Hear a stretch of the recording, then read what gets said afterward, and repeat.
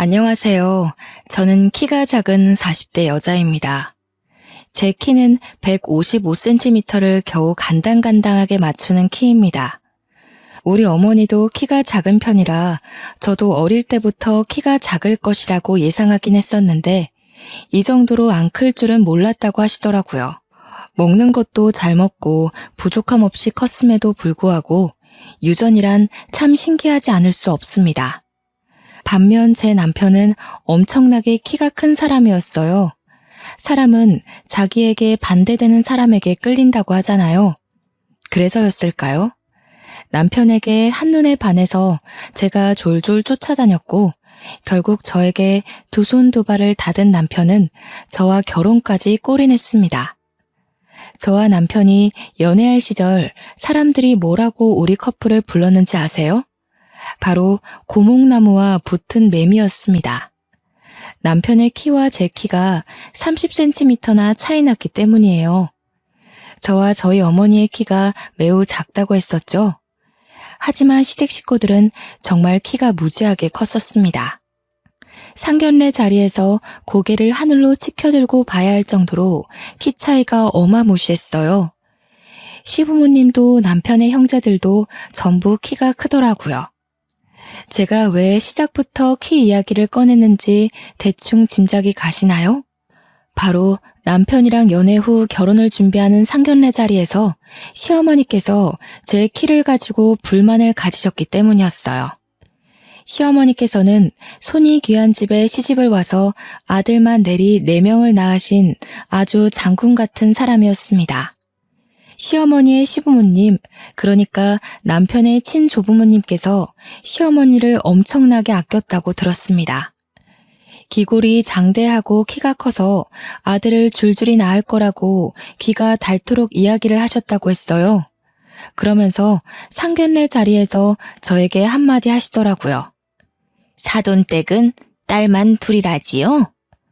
예, 제가 딸만 둘을 낳았습니다. 그런데 무슨 문제라도. 아닙니다. 문제는 없죠. 단지 사돈이 키가 작아서 딸만 줄줄이 낳은 것 같아서 하는 말이죠. 우리 집은 손이 귀한 집안이라 아들을 낳아야 하는데 워낙 며느리들 아이가 키가 작아서 가능할지 모르겠네요. 키랑 자식 성별이 상관이 있나요? 우리 시부모님께서 키가 크고 기골이 장대한 여자가 아들을 낳는다고 하셨거든요.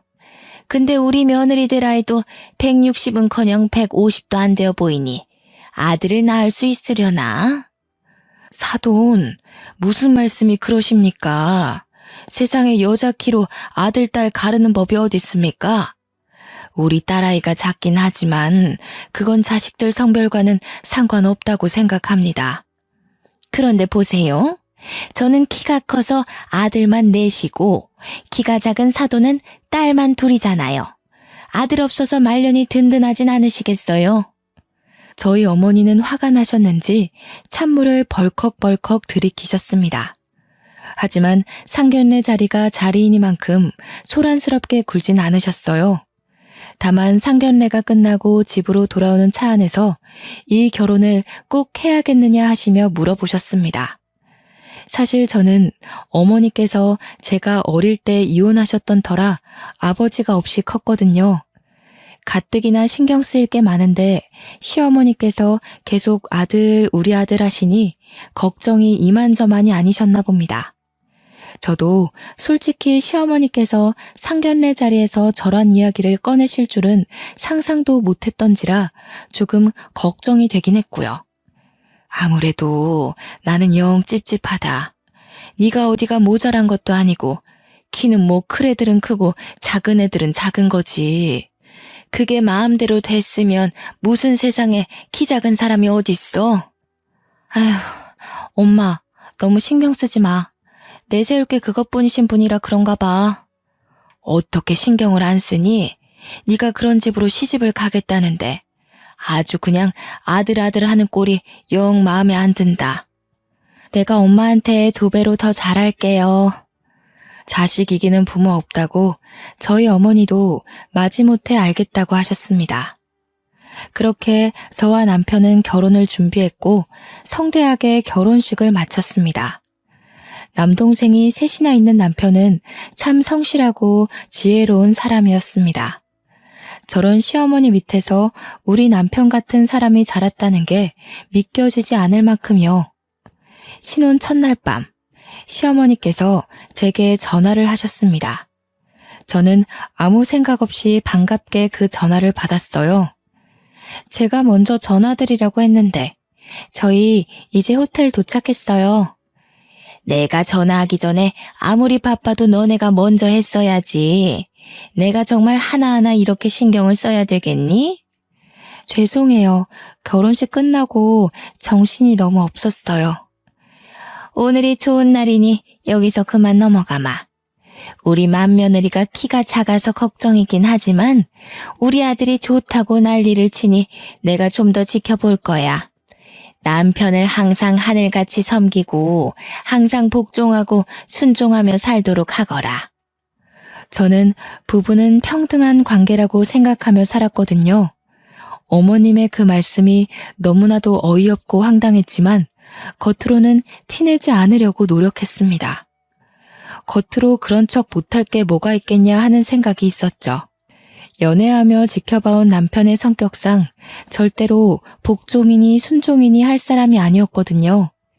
치열한 네 형제 간의 경쟁 속에서 가장 현명하고 지혜롭게 버텨온 사람이라 믿을 만했습니다. 전화를 끊고 누구냐고 묻는 남편의 질문에 저는 가림없이 전부 다 솔직하게 말했습니다. 어머님이셔. 내가 키가 작아서 걱정이라고 하시네? 정말 쓸데없는 미신이라고 생각해. 그냥 한 귀로 듣고 한 귀로 흘려. 그뿐만 아니라 나한테 항상 당신을 섬기고 복종하고 순종하며 살으라네. 부부는 평등한 관계지. 당신이 무조건 나한테 맞출 필요 없어. 그러니까 그냥 앞에선 내내 장단 맞추고 우리는 알아서 잘 살자. 제가 원하던 대로 대답해주는 남편에게 뽀뽀를 한 뒤 저희는 신혼 첫날 밤을 보냈습니다. 그렇게 신혼여행을 즐겁게 마치고 양가에 인사를 드리러 간 날 저는 또 한 번 기함을 토하고 말았죠. 친정에서는 어머니께서 상다리가 부러지게 밥을 차려주시고 혹여라도 저희가 피곤할까 이것저것 하나하나 신경을 써주셨어요. 남편도 몸둘 바를 모르겠다면서 어머니께 진심으로 감사 인사를 했고요. 저는 그런 남편과 저희 어머니를 보면서 가슴 한켠에 차오르는 뿌듯함을 숨길 수가 없더라고요. 이런 게 바로 가족이고 화합이지 하는 생각이 들었습니다. 남편 없이 혼자 고생하며 저를 키우셨던 어머니께서 든든한 사위를 맞이한 것 같다면서 매우 기뻐하셨거든요. 그렇게 분위기 좋은 상태로 시댁에 갔는데 시댁의 분위기는 심상치 않았습니다. 제가 도착하자마자 일단 절부터 하라고 하시더니 앉아서 덕담을 가장한 무리한 요구를 하셨어요. 다른 건 필요 없다. 우리 집안은 손이 귀한 집안이니 아들을 낳거라. 고추가 아니면 아무짝에도 쓸모가 없어. 손이 귀한 집이라고 하기엔 남편의 동생 3명이 전부 다 남자인데 말이죠. 워낙 남아선호 사상이 큰 집안인 건 알고 있었지만 신혼여행을 마치고 돌아오자마자 아들 타령하시는 게 솔직히 너무 부담스러웠습니다. 제가 어떤 대답을 해야 할지 몰라서 우물쭈물하고 있자 남편이 옆에서 심드렁하게 대꾸를 대신 해주었습니다. 나는 딸 낳고 싶은데 형제들만 있다 보니까 애교 있는 딸 낳아서 예쁘게 키우면 그것도 너무 행복할 것 같네. 그러자 시어머니께서 노발대발 난리가 난 거예요. 시아버지가 큼큼 하시면서 말을 아끼시는데 시어머니께서 저에게 화를 내시더라고요.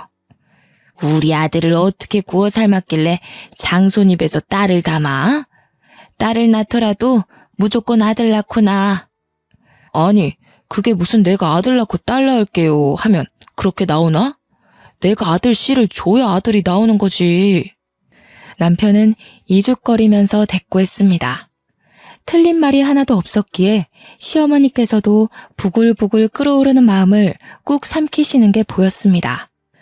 저는 속으로 너무 통쾌해서 소리를 지르고 싶은 심정이었고요. 둘째, 셋째 막내 도련님도 저에게 인사를 하시더라고요. 막내 도련님은 정말 막내답게 큰 형을 잘 따랐었는지 저에게 너무나도 살갑게 대해주셨습니다. 신혼여행에서 재미는 있었는지 형이랑 어떻게 알게 되었는지 정말 첫사랑 이야기를 해달라고 조르는 여고생처럼 찰싹 달라붙어서 이것저것 물어보시더라고요. 저는 막내 도련님에게 알게 모르게 정이 쓱 들었습니다. 이 집안에서 왠지 제 편을 들어줄 사람은 남편과 막내 도련님 뿐이겠구나 하는 생각이 들었기 때문이었어요. 정말 제 생각처럼 둘째, 셋째 도련님은 저에게 시큰둥해하면서 약간 비협조적이더라고요. 시어머니의 말씀대로 아들이 최고지 하는 사상을 가지고 있는 것 같았습니다. 제가 무슨 말을 걸어도 퉁명스럽게 네네 하고 대답하는 게 전부였고 대화를 이어가려고 노력하지 않았어요. 제가 조금 의기소침해져 있자 막내 도련님이 제게로 슬쩍 다가와서는 숨겨진 이야기를 해주었습니다. 사실은 저희 부모님께서 첫째 형님께 재산의 반을 물려주겠다고 선포를 해두어서 저래요. 배알이 꼴려서 형수님께 괜히 핀잔 드는 거예요. 남아 선호 사상이 워낙 크고 첫째 아들에 대한 집착이 남다르다는 것을 애초에 느끼긴 했지만 재산의 반을 준다는 소리는 처음 듣는 소리라 조금 놀랐습니다. 시댁이 원래 살던 시골 동네 일대의 땅을 전부 가지고 있다는 이야기는 남편에게 미리 들어서 알고 있었거든요.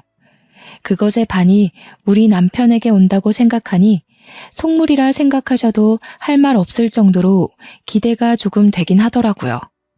그 땅이 토양이 좋고 해가 좋아서 농사를 지으면 농작물이 쑥쑥 크는 비옥한 땅이라고 들었거든요. 물론 재산의 반을 받기로 했다는 우리 남편은 정작 별 생각 없어 보이긴 했지만요. 남편은 농사와는 거리가 먼 사람이었습니다. 공장 기술 관리직으로 일하고 있었고 그 자격증을 따기 위해 20대 초반부터 죽어라 공부했다는 걸 알고 있었거든요.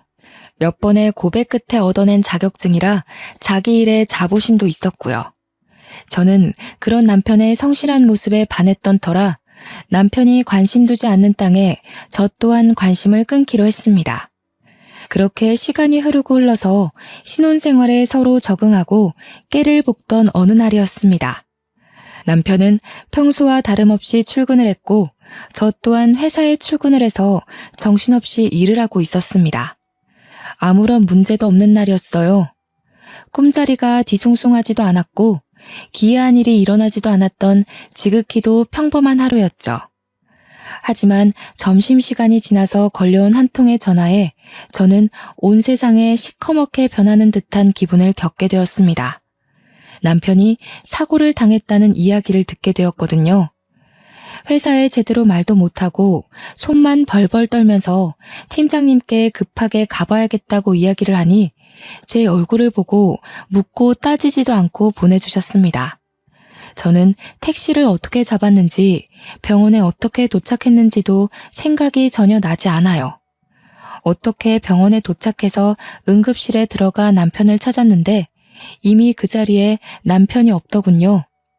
남편 이름을 애타게 부르며 찾으니 저를 영안실로 안내해줬어요. 이미 잠들어버린 남편의 창백한 얼굴을 보는데 정신을 잃고 말았습니다. 눈을 떠보니 연락을 받고 도착한 막내 도련님과 시부모님이 제가 깨어나길 기다리고 계셨더라고요.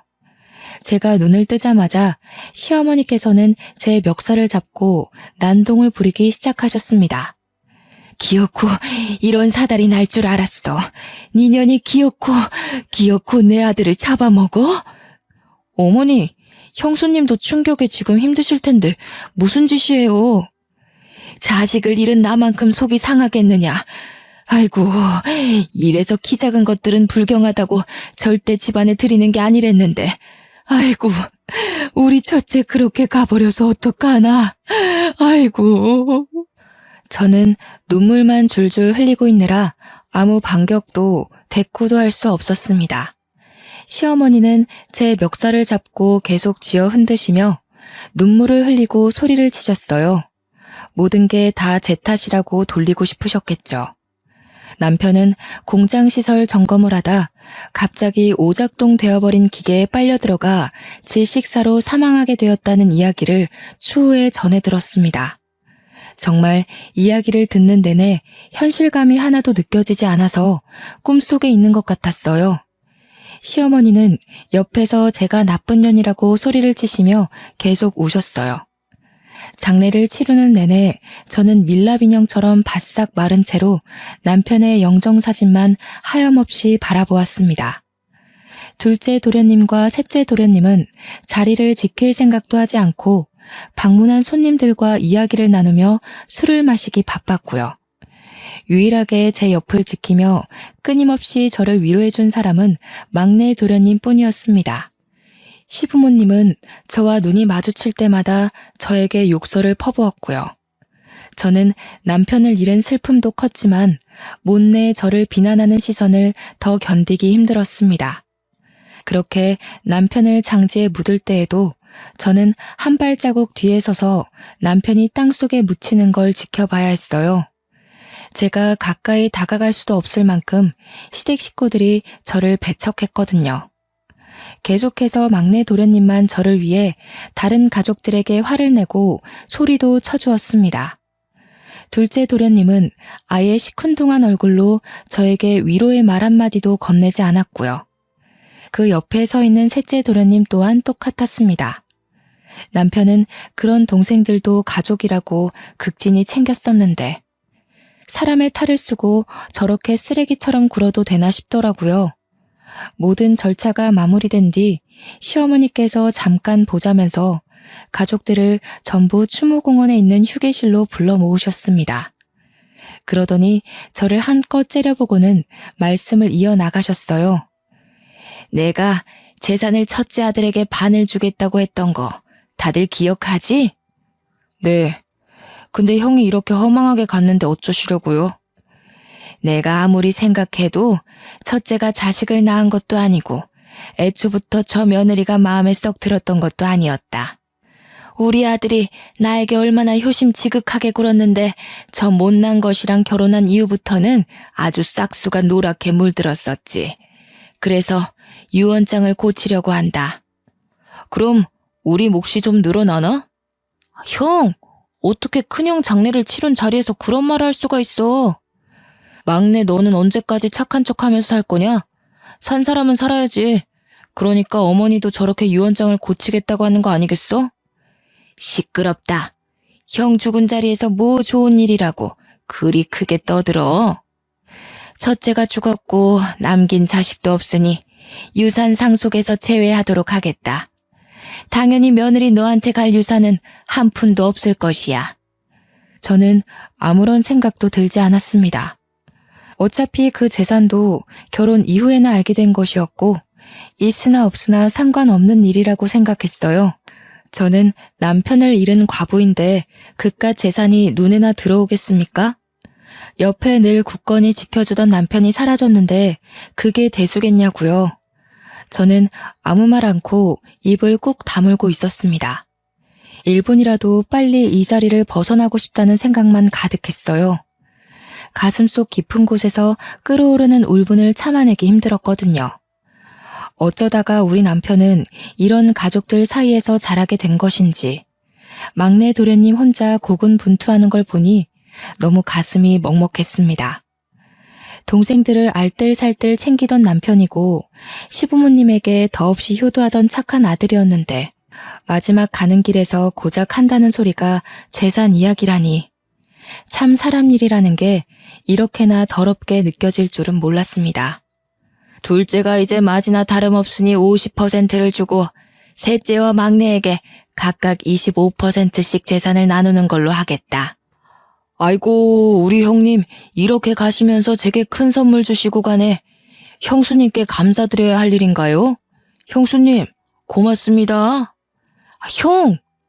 소리는 왜 지르고 그래? 그렇잖아.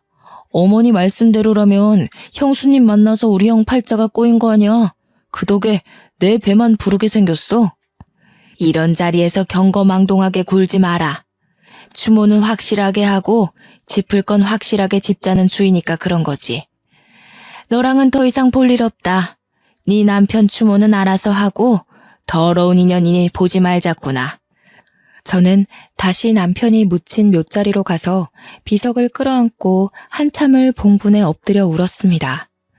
어떻게 자기 친형이 죽었는데 그깟 재산 한두 푼 때문에 웃음을 흘릴 수 있을까요? 저에게 고맙다고 이야기를 하는데 정말 미친놈인 줄 알았습니다. 돈에 눈이 멀어 가족이고 뭐고 아무것도 보이지 않는 사람처럼 행동하는 동생들을 믿고 의지했던 남편이 너무 불쌍했어요. 하늘에서 이런 모습 보며 상처받을까봐 걱정도 되었고요. 2번 다시는 보지 말자면서 모질게 저를 내치는 시댁 식구들 사이에서 막내 도련님만 하염없이 저에게 미안해했습니다. 저는 막내 도련님에게도 아무 말도 할 수 없었습니다. 남편의 식구들에게 정말 치가 떨릴 정도로 실망했기 때문이었어요. 하지만 순환은 여기서 끝나지 않았습니다. 남편과의 추억이 담긴 물건들을 정리할 엄두가 나질 않아 집에서도 눈물바람으로 지내기를 일주일 정도 했을까요? 회사에도 휴직을 신청해야 하나 고민을 하고 있었는데 부동산에서 전화가 걸려오더군요. 저는 부동산에서 하는 이야기를 듣고 정신이 번쩍 들었습니다. 집주인분께서 집을 팔겠다고 내놓으셨는데 이사 날짜는 정하셨어요? 혹시 이사 갈 집 아직 안 정하셨으면 저희 부동산에 들러서 집 좀 보세요. 집을 팔다뇨? 그게 무슨 소리세요? 이 집은 저희 남편 집이고 저희 남편이 사망해서 집 용의자가 윤복자로 되어 있으시거든요? 저희 시어머니였어요. 생각해보니 시댁에서 집을 해주시겠다곤 했으나 명의를 남편 명의로 돌려주셨는지까지는 정확하게 모르고 있었어요. 그저 아들 집 내가 해줬다라고만 늘 말씀하셨기에 남편의 명의인 줄로만 알고 지냈었죠. 시어머니께서는 본인 명의의 집을 저희에게 빌려주신 것이었고 남편이 사망하자 집을 팔아버리신 거예요. 혹여라도 제가 그 재산을 갈취할까봐 한 푼도 주고 싶지 않은 마음에서 말이죠. 저는 결국 그 집에서 쫓겨나듯 나와야 했습니다. 제 집만 겨우 챙기고 앨범 몇 개만 챙겨서 말이에요. 불시에 들이닥친 부동산 사람들과 집을 보러 온 세입자들이 불편해한다는 이유로 시어머니께서 제게 퇴거 명령을 내리신 겁니다. 부동산 사람들 전화를 받게 한 것도 모자라 내용 증명까지 받게 되니 정말 너무 모질구나 하는 감정밖에 들지 않았습니다.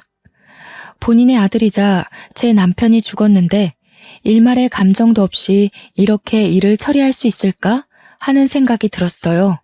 정말 매일같이 저를 쫓아내고 싶어 했었구나 하는 생각밖에 들지 않았고요. 저는 결국 친정으로 돌아가게 되었습니다. 제 짐이 고작 큰 캐리어로 3개밖에 나오지 않더라고요. 남편의 물건들, 추억이 담긴 모든 것을 시어머니께서 강제로 빼앗아 버리셨거든요. 저에게 남편을 추억할 수 있는 물건이라고는 연애 때부터 함께 차곡차곡 쌓아갔던 앨범뿐이었습니다. 그래도 제가 부인이라는 이유로 남편의 회사에서 산재 처리로 지급된 보험금은 저에게 들어오더군요. 하지만 그 돈은 적금으로 묶어 한 푼도 사용하지 않기로 결심했습니다. 남편이 저에게 준 마지막 선물이니까요. 위로금이 넉넉할지라도 제 옆에 남편이 없다는 사실이 너무 개탄스러웠습니다. 친정 어머니께서도 제가 넋이 나가 집으로 돌아오자 저를 붙잡고 한참을 우셨습니다. 사위가 그립다면서 밥을 참 복스럽게 먹었었는데 이 반찬을 좋아했었는데 하시면서 있을 때 더 챙겨줄 걸 후회하시더라고요. 저는 그런 친정어머니의 마음에 다시 한번 눈물을 흘렸습니다. 그 이후 제가 쫓겨났다는 사실을 뒤늦게 알게 된 막내 도련님이 저희 친정으로 저를 찾아왔어요. 형수님, 제가 형수님께 죄송해서 어쩌죠? 막내 도련님께서 제게 왜 미안해하세요? 유일하게 저를 챙겨주고 위로해주신 분인데 저 꿋꿋하게 잘 견뎌낼게요. 나중에 혹여라도 제가 재산을 받게 되면 꼭 나눠드릴게요. 괜찮아요. 제가 그 돈을 무슨 면목으로 받아 챙기나요? 애초에 돈 때문에 한 결혼도 아니었어요. 그 돈을 욕심내본 적도 없고요. 그저 도련님만큼은 꼭 행복하게 사셔요. 그래도 간간히 연락은 드려도 되죠? 그럼요. 제가 괜찮아지면 밖에 밥이라도 한 끼 먹어요. 그렇게 막내 도련님과는 연락을 하면서 지내게 되었습니다. 그 외에 시댁 식구들과는 일절 연락을 하지 않고 지냈고요. 물론 그쪽에서도 저에게 먼저 연락하는 일은 없었습니다. 한 가족이라고 생각하고 지냈었는데 이런 식으로 인연이 끊기니 참 우습더라고요. 그렇게 몇 개월이 지나고 막내 도련님에게 연락이 왔습니다. 결혼할 여자가 생겼는데 저에게 꼭 소개를 시켜주고 싶다는 내용의 연락이었어요. 저는 축하할 일이라고 생각했기에 흔쾌히 만날 약속을 잡았습니다. 막내 도련님이 결혼할 여자라며 저에게 인사를 시켜준 사람은 정말 너무 귀엽게 생긴 여자분이었어요. 저에게 이야기를 다 들었다면서 형님으로 모시고 싶다고 하길래 손사래를 쳤습니다. 그러자 막내 도련님께서 형수님은 영원히 자기의 형수님이라고 하더라고요. 형님이라고 부르고 싶어요. 이이가 얼마나 형님 칭찬을 했었는지 제가 질투가 다 날 정도였다니까요. 이제 가족이라는 인연의 끈도 끊어져 가는데 제가 그런 대우를 받아도 될지 모르겠어요.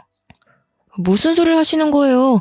언제까지고 저의 큰 형님의 하나뿐인 가족이신데 그런 식으로 말씀하시면 섭섭합니다, 형수님. 늘 이렇게 마음 써줘서 너무 고맙습니다. 형님, 제가 아무리 그래도 마음 붙일 사람이 형님뿐인 것 같아요. 그러니까 저를 도와주신다 생각하시고 내치지 말아주셔요. 저는 그 고운 마음씨에 반했습니다. 끼리끼리 만난다고 둘째 도련님과 셋째 도련님은 결혼해서도 시댁에서 얼굴을 본 게 손에 꼽힐 정도였거든요. 하지만 결혼도 하기 전에 저를 찾아와 이렇게 인사까지 해주니 제가 얼마나 고마움을 느꼈겠어요?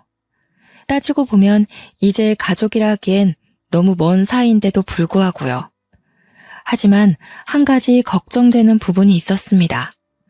아담하고 귀여운 막내 동서의 키가 걱정이었어요. 아무래도 막내 도련님 또한 그 부분이 걱정인 것 같았습니다.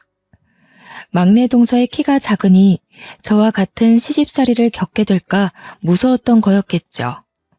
혹여라도 막내 도련님 신상에 문제가 생기면 시어머니께선 모조리 막내 동서의 탓을 하실 게 분명했으니까요. 저에게 현명한 대답을 얻고자 하는 것 같았습니다. 저는 솔직하게 조언을 했어요. 키 때문에 걱정이신 거죠? 솔직히 겁이 나지 않는다면 그것도 거짓말이겠네요. 막내 도련님께서 잘 막아주시면 괜찮을 거예요. 거기다가 맏며느리도 아니니 저보다 덜할 수도 있어요. 저는 막내 도련님과 동서의 결혼을 진심으로 축하해 주었습니다. 그리고 청첩장도 받았고요. 시댁 식구들을 마주치겠지만 축하하는 자리에 꼭 참석하고 싶어서 약속을 했습니다. 저는 꽤 많은 수모를 당했지만 막내 동서에게는 그런 일이 생기지 않기를 진심으로 기도했고요. 그렇게 막내 도련님의 결혼식장에 참석했습니다.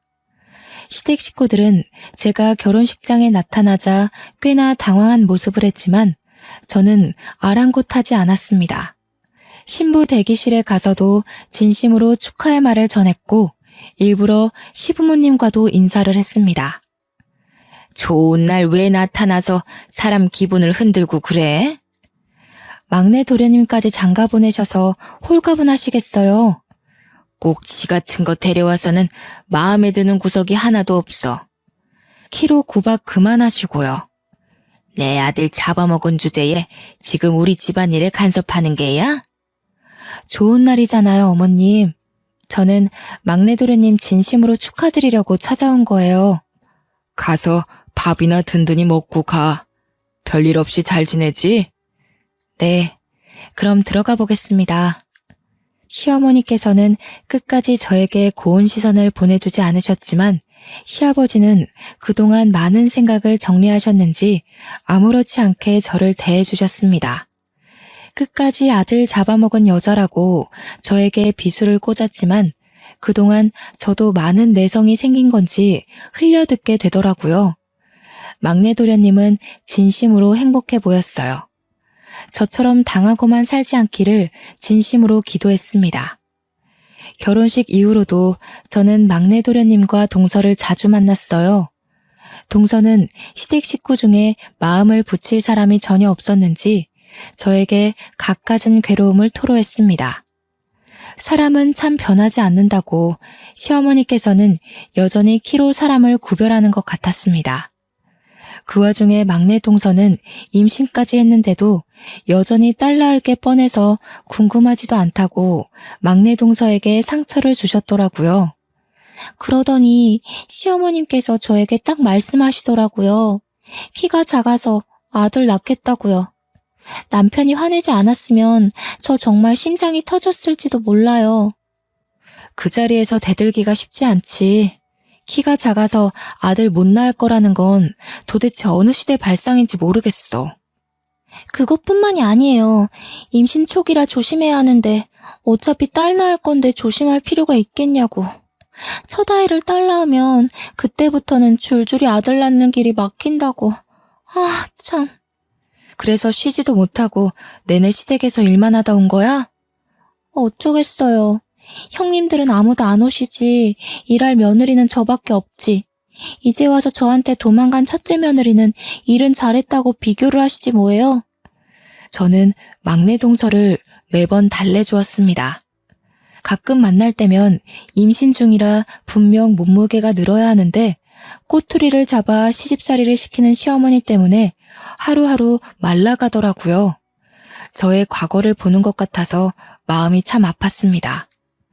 그러던 도중 시아버지께서 농사를 지으시다가 농기계가 뒤집어지면서 큰 사고를 당했다는 소식을 접했습니다. 시아버지의 안위도 걱정되었지만 모든 화살이 막내 동서에게 씌워질까 겁이 났죠. 시아버지께서는 시름시름 앓다가 결국 첫째 아들 옆에 묻히게 되었습니다. 당연히 저도 장례식장에 참석을 했어요. 일찌감치 찾아뵙고 싶었지만 제 일이 바빠 발이 나는 날 오전에서야 장례식에 참석할 수 있었고 추모공원까지 함께 참석했습니다. 그런데 막내 동서를 엄청나게 닥달하고 잡아먹을 것처럼 굴 줄 알았던 시어머니께서 은근히 아들들의 눈치를 보고 계셨습니다. 저는 저에게 했던 것과 달리 막내 동서의 옆에 은근히 붙어서 둘째, 셋째 도련님 가족들의 눈치를 보는 시어머니가 참 이상하게 느껴졌어요. 시어머니께도 인사를 드리고 집으로 돌아와 막내 동서에게 수고했다고 연락을 했습니다. 그러자 막내 동서가 저에게 조용히 비밀을 말해주더라고요. 장례식장에서 큰 소란이 있었어요. 시어머니께서 제 옆에 은근히 붙어있는 거 보셨죠? 무슨 소란이 있었길래 그래? 나는 막내 동서한테 덮어 씌울 줄 알고 솔직히 걱정 많이 했어. 글쎄, 둘째, 셋째 형님들이 유산을 내놓으라고 어머님을 협박하듯 겁을 주시더라고요. 그 재산 다 들고 죽으면 무슨 소용이 있냐면서 아버지도 돌아가셨는데 당장 내놓으라고요. 뭐? 장례식장에서 그랬단 말이야? 저랑 남편이 얼마나 놀랬겠어요. 남편은 형들 말리고 저는 어머님 옆에 서서 그러지들 마시라고 소리 지르고 시어머니께서 자기 죽거든 가져가라고 울면서 소리치시고 금이야 오기야 키운 아들들이 돈 때문에 하극상을 벌이니 어머님도 엄청 놀란 눈치시더라고요. 그전까지는 이렇게 대놓고 달라고 한 적이 없었대요. 그래서 어머님은 지금 어디 계신데? 형님들이 죽일 것 같은 기세로 달려드니 무서우셨겠죠. 그래서 지금 저희 집에서 지내고 계셔요. 다행히 저희 집에 오신 뒤로 시집살이며 구박이며 하나도 없이 조용히 지내고 계세요. 그렇게 시집살이를 시키더니 못돼 먹은 아들들에게 결국은 이런 꼴로 쫓겨나듯 도망치게 된 거였죠. 저는 고소하다는 생각이 들면서도 말년이 참 힘드시겠다 싶었습니다. 동서에게 잘 이겨내라고 말한 뒤 한동안 까먹고 지내고 있었어요. 한 달이 좀 지났을까 갑자기 막내 동서에게 급하게 연락이 오더라고요. 형님, 혹시 시어머니께 연락받은 거 없으셔요? 없는데? 왜? 무슨 일 있어? 제가 거의 출산이 임박해서 마지막 진료를 보러 산부인과에 갔다 온 사이에 시어머니께서 사라지셨어요. 울면서 소리치는 동서가 걱정되어 저는 집에서 일을 하고 있다가 당장 동서네 집으로 달려갔습니다. 집은 난장판이고 경찰도 와 있더라고요. 경찰은 강도 사건으로 생각하고 조사를 하고 있다고 지문이며 발자국 같은 걸 채취하고 있었습니다. 엘리베이터 CCTV 화면에 복면을 쓴 남자 둘이 동서네 집 층에 내렸고 복도 CCTV에도 문을 열고 들어온 흔적이 남아 있었습니다. 동서는 울면서 경찰의 말에 성실하게 대답을 하고 있었어요. 저는 만삭인 동서에게 무리가 갈까봐 무척이나 걱정이 되었습니다. 아, 생각났어요. 저 집에 아이가 태어날 걸 생각해서 거실이랑 안방에 홈 CCTV를 며칠 전에 설치해뒀어요. 움직임을 감지하는 CCTV라 아마 찍힌 게 있을지도 모르겠어요. 동서는 헐레벌떡 컴퓨터를 켜서 녹화된 부분이 있는지 찾아보기 시작했어요. 그러자 파일 여러 개가 있더라고요.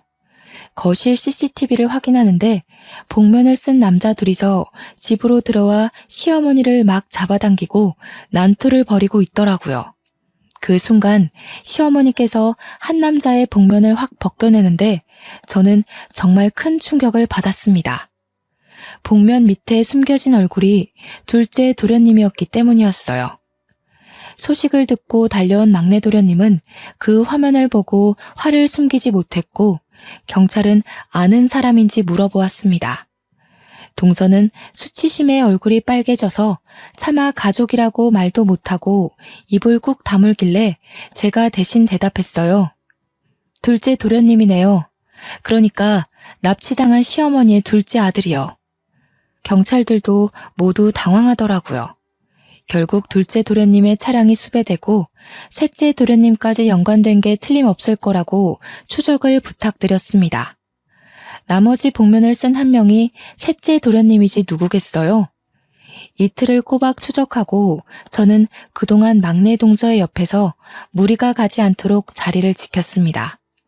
경찰이 시어머니를 찾은 것 같다는 연락을 했고 저희는 한달음에 이름도 모를 야산으로 달려갔어요. 정말 아무것도 없는 동네 야산이라고 하기엔 꽤 큰 산속에서 시어머니가 발견되었습니다. 추위에 발가락은 다 동상을 입어서 당장 응급처치가 필요한 지경이었습니다. 추위를 피하려고 낙엽 속에 들어가 체온을 높이려고 했다는데 이 추운 겨울바람에 낙엽 속에 들어가봤자 땅이 꽁꽁 얼어있는데 무슨 소용이 있었겠습니까? 막내 동서는 그런 시어머니의 모습을 보자마자 울고불고 난리가 났고요. 시어머니께서도 불이 나게 찾아온 저와 막내 동서 그리고 막내 도련님을 보자마자 오열을 하셨습니다. 그깟 재산이 뭐라고 하시면서 우시는데 마음이 참 불편하더라고요. 시어머니께서는 병원에서 안정을 찾고 기본적인 검사를 마친 뒤 발가락 동상 치료를 받기로 했습니다. 경찰들도 입원실에 찾아와 시어머니께 진술을 받아갔고요. 결국 둘째 도련님과 셋째 도련님은 검찰로 넘겨지게 되었습니다. 뉴스에서도 얼마나 대대적인 보도를 하던지 주위 사람들이 도련님들 이야기인 걸 모를 수가 없겠더라고요. 당연히 살인미수로 두 사람 모두 재판에 넘겨지게 되었고 유산에 눈이 멀어 버린 짓이라는 게 밝혀졌습니다. 아이러니하게도 존속 살인미수로 인하여 유산을 받을 자격 또한 박탈되었고요. 나중에 와서 둘째, 셋째 도련님들의 처가댁에서 시어머니를 찾아와 빌고 또 빌었지만 시어머니께서는 절대 용서도 합의도 없다고 못 박으시더라고요. 그날의 일로 느낀 게 많았는지 출산하러 간 막내 동서 대신 어머님 옆을 지키고 있던 저에게 넌지시 이야기를 하시더라고요. 내가 참 인생을 헛똑똑이로 살았지 뭐냐. 솔직히 그동안 키 가지고 저나 막내 동서한테 너무 하시긴 했죠. 이제 와서 내가 반성할 마음이 드는구나. 내가 이 돈 다 가져가서 어디다 쓰겠니? 막내 아들네 다 주고 툴툴 털난다. 잘 생각하셨어요. 아이도 출산하러 갔는데 큰 보탬이 될 거예요. 내가 우째 걔네만 챙기겠니? 내가 너한테도 줘야지. 괜찮습니다, 어머님. 제가 그 돈 욕심나서 결혼한 것도 아니었고. 내가 너한테 모질게 굴었던 걸 이 돈으로 용서받고자 하는 게 아니다. 그냥 내 마음이 불편해서 그래. 우리 첫째 아들 몫이다 생각하고 받아두거라. 나중에 시어머니께 이야기를 들은 막내 도련님도 제게 그 돈을 꼭 받으라고 하더라고요. 결국 저는 유산 중 10억을 상속받게 되었습니다. 막내 동서는 떡두꺼비 같은 아들을 무사히 출산하였고요. 그제서야 시어머니께서는 고작 키 때문에 며느리들을 차별하고 모질게 굴었다며 저와 막내 동서에게 진심으로 사과를 하셨습니다. 지금은 막내 도련님 댁에서 떡두꺼비 같은 손자를 키우며 행복하게 지내시고 있고요. 몇 달 전 저에게 넌지시 시어머니께서 만나는 남자는 없냐고 물어보시더라고요. 우리 첫째가 그리 황망하게 간 거야 슬프긴 하지만 너도 네 인생 살아야 하지 않겠니? 왜 만나는 남자가 하나도 없어? 저는 죽어도 우리 아들 하실 줄 알았는데 저에게 그런 말을 하실지 몰라서 조금 당황했습니다. 옆에서 막내 동서가 좋은 사람이 있다면서 선자리를 주선해도 괜찮겠냐고 끼어들었고 시어머니께서 당장 약속 잡으라며 난리를 치셨습니다. 꼭 한번 만나봤으면 좋겠다고 하더라고요. 저는 못 이기는 척 그 자리에 나갔고 막내 동서의 말대로 착한 성격에 모난 데 없이 아주 둥근 사람이더라고요. 성격도 취미도 생활 패턴까지 잘 맞아서 며칠 전 결혼식을 올리고 신혼여행까지 조촐하게 다녀왔습니다. 다음 주 주말쯤 막내 동선의 집에 찾아가서 인사를 드리려고 합니다. 그동안 많이 힘들었지만 앞으로는 행복한 날만 있길 기대해 봅니다. 감사합니다.